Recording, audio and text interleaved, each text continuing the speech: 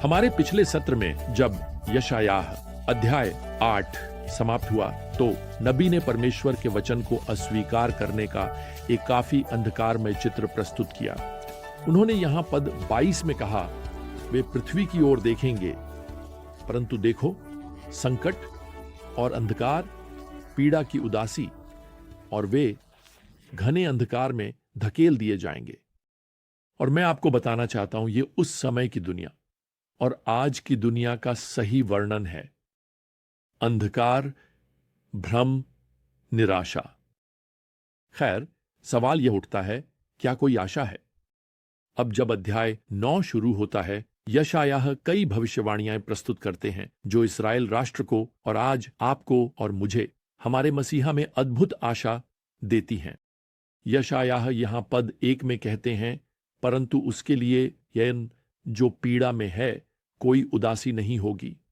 पहले के समय में उसने जबूलून की भूमि और नप्ताली की भूमि को तिरस्कार में लाया।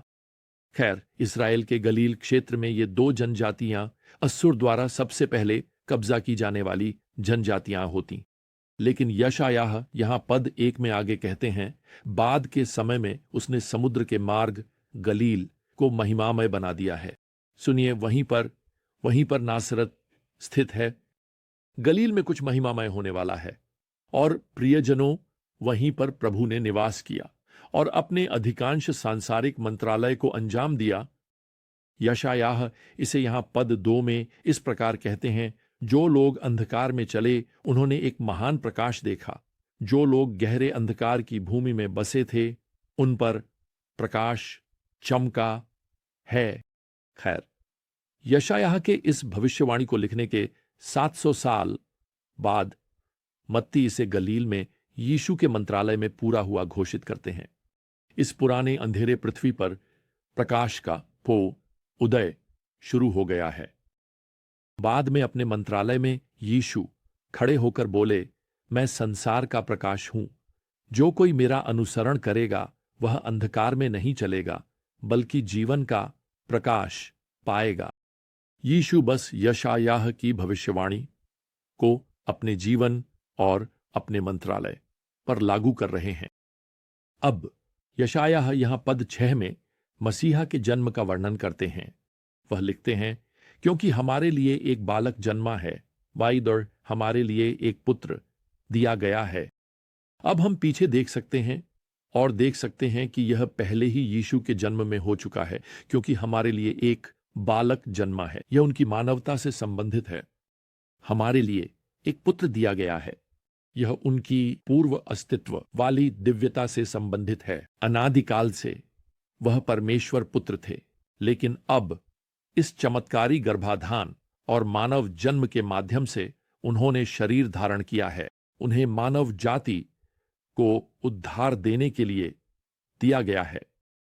खैर, अब इसके साथ यशायाह हमें 5 अद्भुत विवरण देता है। 5 अलग अलग नाम जो यहां 6ठे पद में प्रभु यीशु का वर्णन करते हैं। उनका नाम अद्भुत, इन परामर्शदाता, शक्तिमान, परमेश्वर, अनंत, पिता, शांति का राजकुमार कहलाएगा।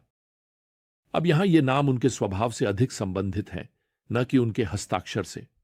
उनका हस्ताक्षर यीशु होगा, लेकिन यहां वास्तव में उनके स्वभाव का एक भविष्यवाणीपूर्ण वर्णन है।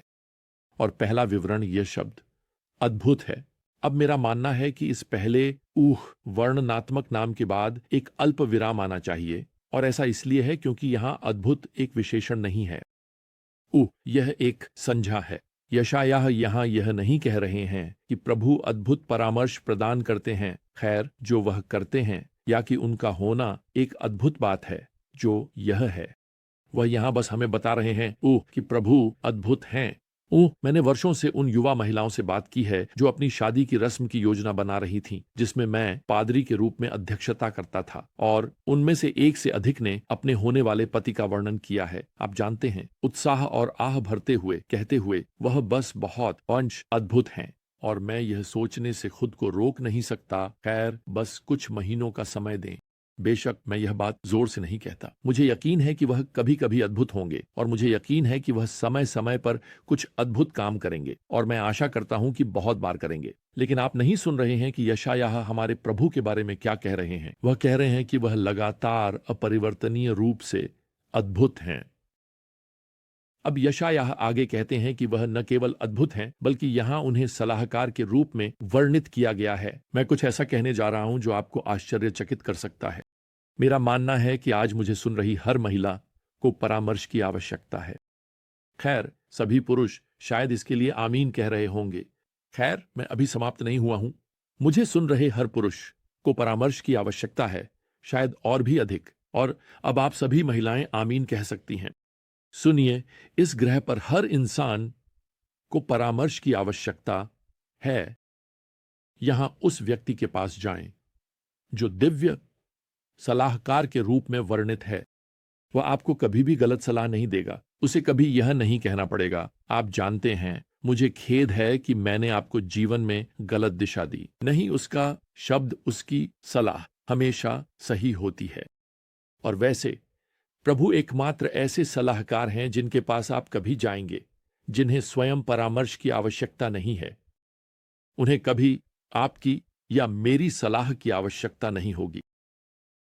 खैर, अब प्रभु यीशु को यहां यशायाह द्वारा भी कहा गया है सर्वशक्तिमान ईश्वर। यह यीशु मसीह की दिव्यता का एक और वर्णन है।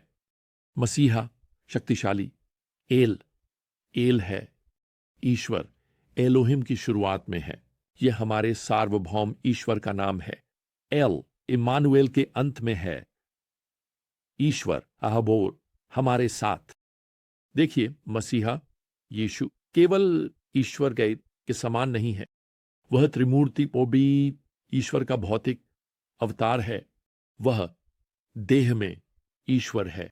एक दिन जब आप स्वर्ग में खड़े होकर ईश्वर को देखेंगे तो आप यीशु के चेहरे को देख रहे होंगे। खैर, अब यशायाह उन्हें यहां अनंत पिता कहते हैं। यह यीशु पर लागू होने पर कुछ अजीब लग सकता है, लेकिन हिब्रू मन में किसी चीज का पिता उसका उत्पत्ति करने वाला होता था।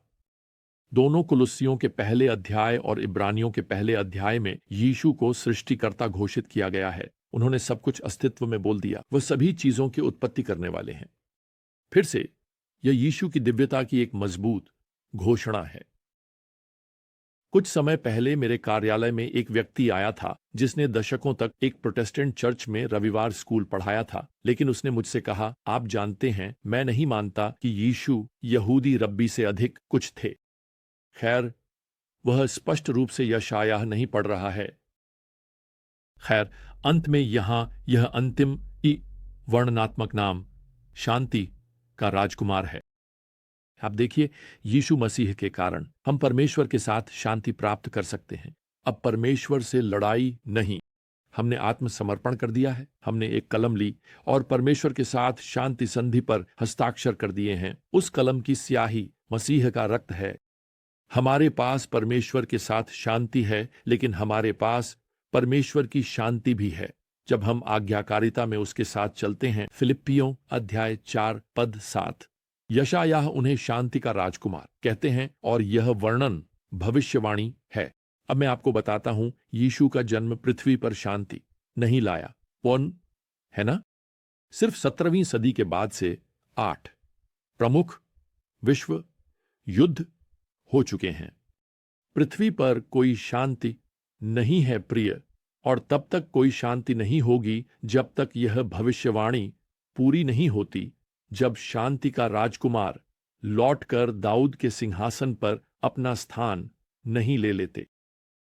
लेकिन जब तक ऐसा नहीं होता, पृथ्वी पर शांति पाई जा सकती है, और वह शांति आपके दिल और आपके जीवन में परमेश्वर के साथ है। यशायाह भविष्यवाणी कर रहे हैं कि जब यीशु अपने पृथ्वी के राज्य में शासन करेंगे, तब भविष्य में विश्व शांति होगी। यदि आप यहां पहले 6 पद पर वापस जाइए तो हम पढ़ते हैं, और शासन उसकी कंधे पर होगा। खैर, यशायाह एक यहूदी विवाह प्रथा का उल्लेख कर रहे हैं, जिसमें दूल्हा अपनी दुल्हन का घूंघट हटाकर उसे अपने कंधे पर रखता था। यह संकेत करता था कि उसकी सुरक्षा और उसकी देखभाल की जिम्मेदारी अब उसके कंधे पर है।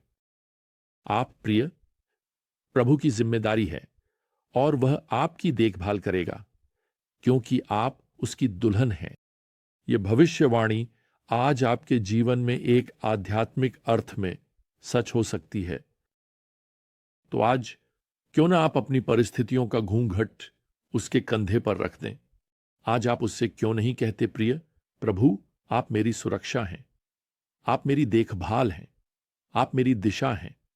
मेरे जीवन की हर बात, प्रभु, मेरे जीवन का घूंघट आपके मजबूत सर्वशक्तिमान कंधे पर है। एक दिन आप राष्ट्रों पर शासन करेंगे, लेकिन अभी, आज, प्रभु यीशु, मैं चाहता हूं कि आप मेरे जीवन में राजा के रूप में शासन करें। खैर, जब तक हम फिर से मिलें, प्रिय, इस प्रभु यीशु मसीह की कृपा और परमेश्वर का प्रेम और पवित्र आत्मा की संगति आप सभी के साथ हो। आमीन।